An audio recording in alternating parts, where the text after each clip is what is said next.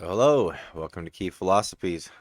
Today I'm going to share with you something I used to share a lot of, and it was somewhat enjoyable, I suppose, and that is the paradigm of the flower of life.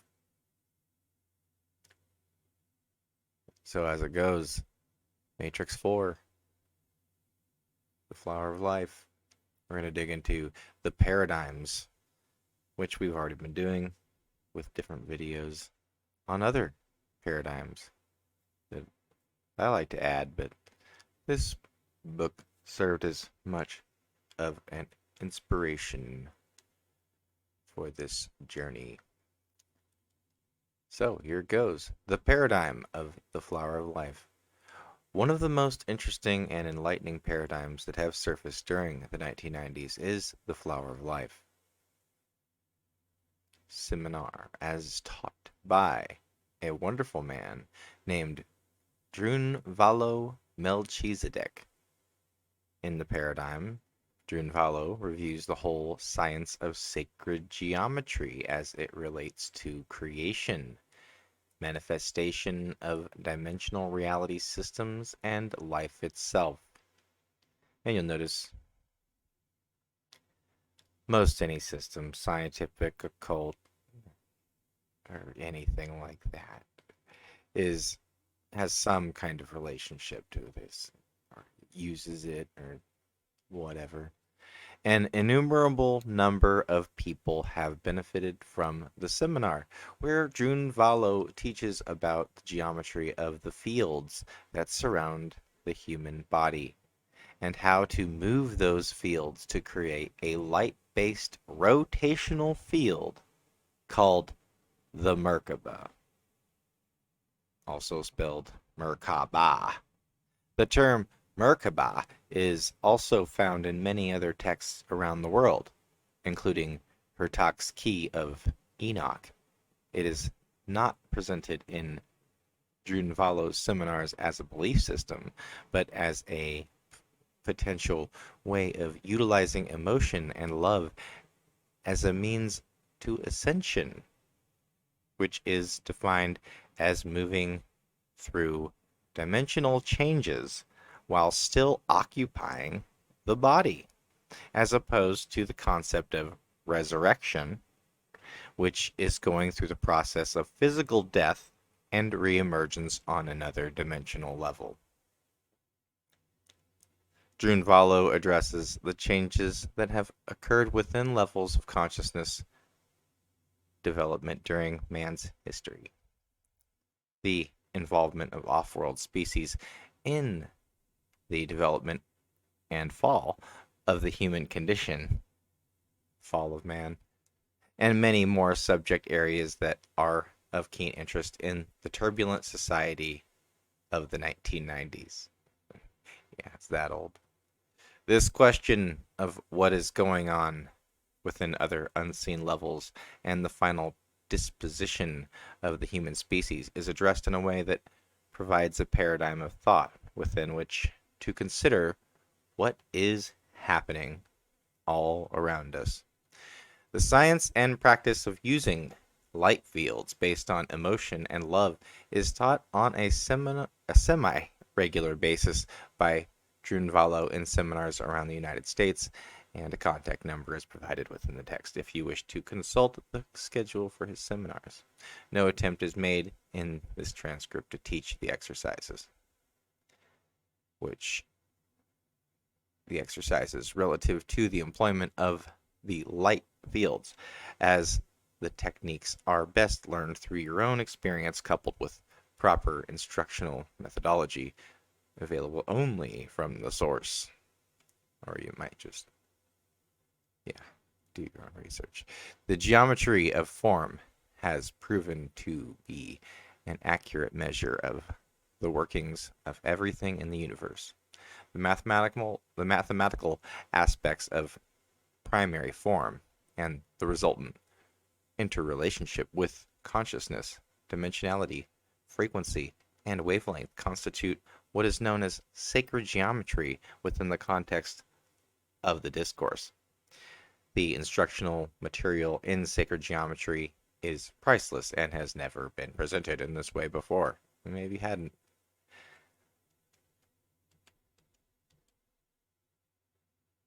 So now on to breathing.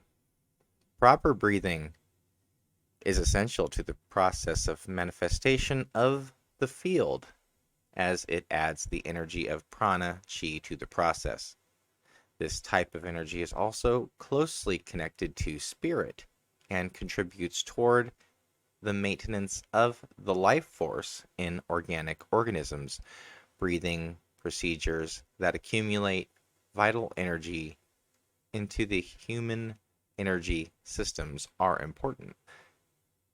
Physiological transmutation of toxic substances is also proportional to the level of vital energy existing. And you'll see that in Qigong, Falun Gong, as we will proceed to show you. Research seems to indicate that the human did not always breathe in the same way as we do, that either humans or a proto-human precursor took in vital energy through the top of the head and conducted it downward through the pineal gland to nourish the rest of the body. The male electrical aspect of prana was taken in through the head, and the female magnetic aspect was taken in through the base of the spine, and the aspects met in one of the chakra areas. Interesting idea. About 13,000 years ago, humans started absorbing the vital force in the air that was breathed. Instead of taking it in through the other systems, this change could be said to be analogous to the biblical fall of man, and was no doubt a forced change that was made to human physiology to keep humans enslaved into the body-oriented system. It contributes to a state of polarity consciousness in humans, where things are seen in terms of good and bad. This fact is taken advantage of during the continuing process of enculturation in human society.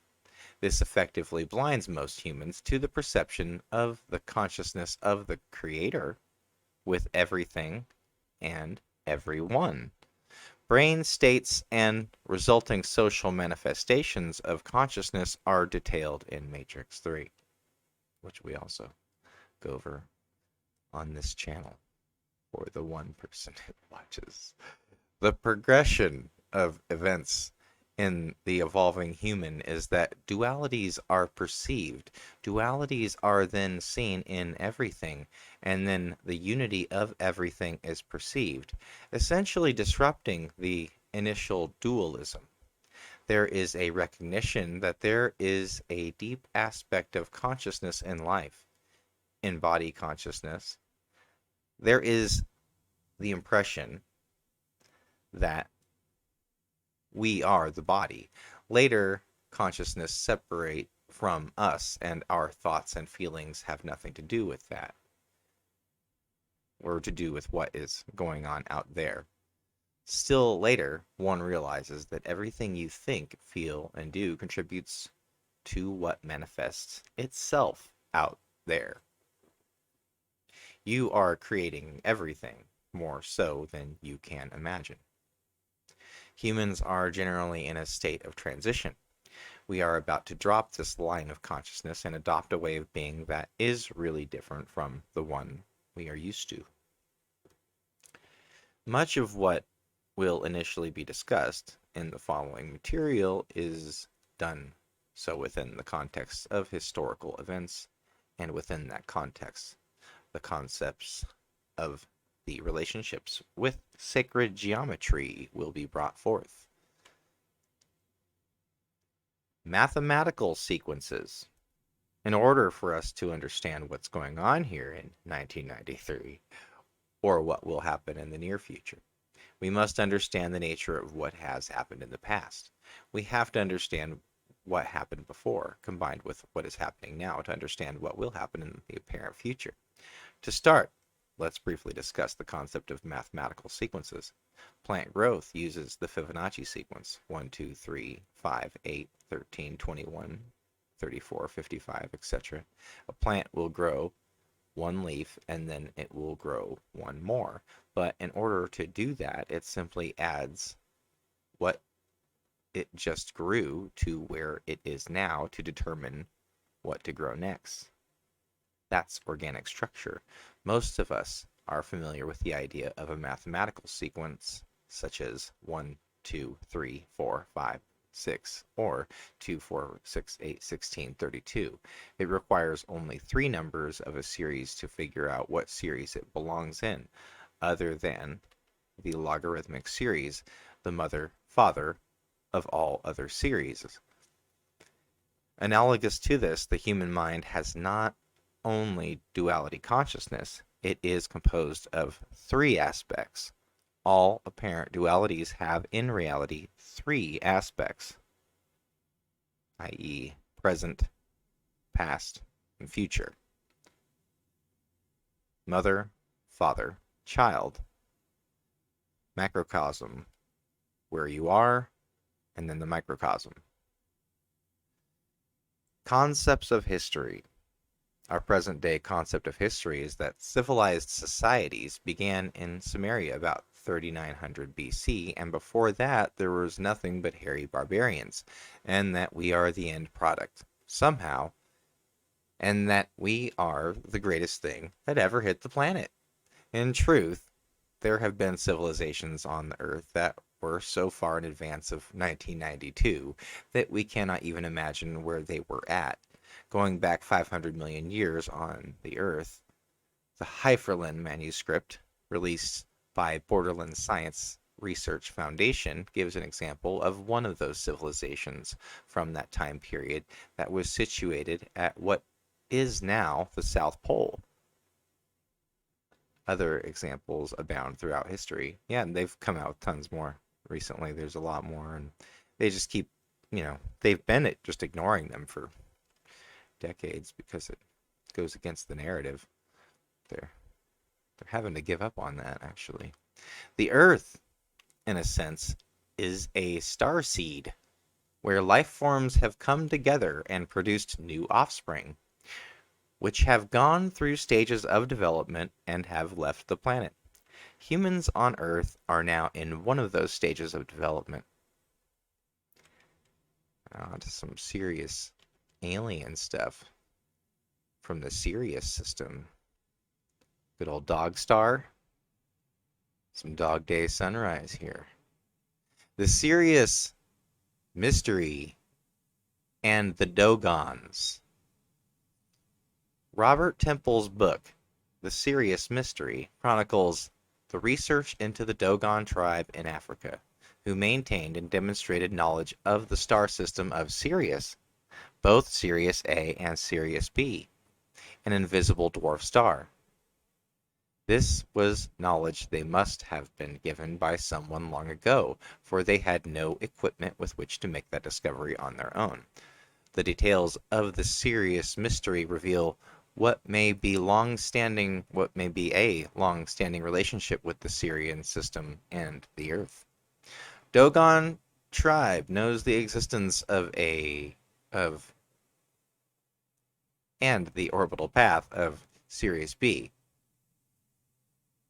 as well as the orbital relationship between Sirius A and Sirius B. Let's see here, figure 3, 11th hour of the night of the Book of What is in the Netherworld. This animation here. This image, a figment of a long series, shows clearly that this concerns an influence of cosmic or stellar character. You be the judge. Figure 1. Sirius, Isis, Sepid, preceding Orion, and followed by Jupiter, Saturn, and Mars.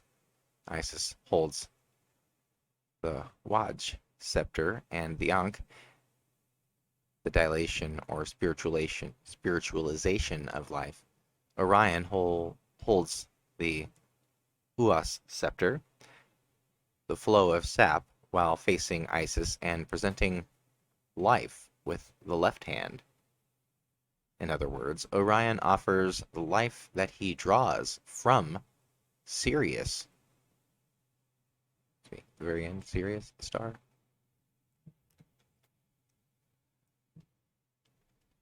When scientists asked the Dogon how they knew this information, they were not prepared for the response from the Dogons as to how they got it. The Dogon elder detailed the story of the coming of the Nomo in ancient times to their land. The tribe has maintained this information for over 700 years. According to the elder, the Nomo, a people from the stars who gave the tribe this information, were a semi-aquatic species of life form that had a tail similar to that of a dolphin. According to the Dogon, Sirius A, which is one of the brightest stars in the sky, has a small but heavy star going around it. 20 years ago, astronomers discovered the star. Sirius B, a heavy white dwarf. The Dogons maintained that the small, heavy star rotated around the other one about every 60 years, a fact later confirmed by scientists. The Dogon drew pictures of the Nomo, which Temple published in his book. These indicate that although the Nomo were aquatic, they were air-breathing. The Dogon drew a picture of the orbital convolutions between the two stars for a period of 1912 to 1990, and Temple later calculated the orbital paths, and they matched. The only clear answer is that the Dogon were contacted by a species from the Sirian system. The only clear answer, anyway. According to the legend of the Dogons, the ship descended down and landed on 3 legs. Beings aboard the craft hollowed out areas in the ground, filled them with water, and disembarked into the water themselves. The beings appeared to be a hybrid of humanoid and a dolphin-like form. They came to the shore of the water-filled area and spoke to the Dogon and gave them all this data. The beings were one of several groups of Nomo. Some of them remained on a larger craft, which hovered in the atmosphere. Some of the Nomo, according to those who spoke to them, would be called the Disruptors. And one of them would die on the cross. How this primitive tribe initially interpreted this data remains to be known, but the legends survive, complete with verifiable data. The Dogons also knew about all the planets of the solar system, all the way out to Pluto, as well as moons that have only just been verified. For an apparently primitive tribe to know all of this data would be impossible unless their story is true, or has some truth to it. The Dogon drawing of the Nomo. Very interesting type of being, kind of half in the water. Dogon drawing of the Nomo, the great culture who brought civilization to Earth. Wow, I wonder, it's a lot of beings like that, like Manu, like Prometheus. Because both eyes are shown in the drawing, they are presumed to be plain views, which means you can't see. Not like a dolphin, or like a fish. For some reason, the number 23 was important to the Dogon. The number 23 was also important to the Egyptians and the Babylonians. Because on July 23rd, Sirius rises above the horizon. It comes up about 1 minute before the sun, which causes it to shine a brilliant ruby during that minute. It was also when the star Sirius, the Earth, and the Sun are in a straight line. Could this factor relate to the use of the two stars as stargates between the two systems? Definitely has a lot to do with a lot of rituals that I heard about. It is the beginning of the calendar for the new year, according to many cultures. This is significant because on the plain of Giza, where the pyramid and the Sphinx are located, the eyes of the Sphinx lines up with the exact period on the horizon where Sirius rises on July 23rd, and the pyramids are lined up to that point on the horizon. Sirius as a sun is also linked with Earth's sun in terms of a stargate relationship, in which travel in higher wavelengths between the Earth and Sirius system proceeds by entering one sun and exiting the other. Very Star Trek 4. Peruvian legends of creation. Peruvian legends of creation.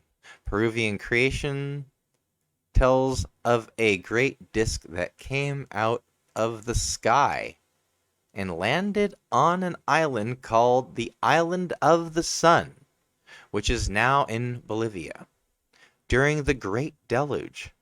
On top of this island was the first piece of land to emerge as the water receded.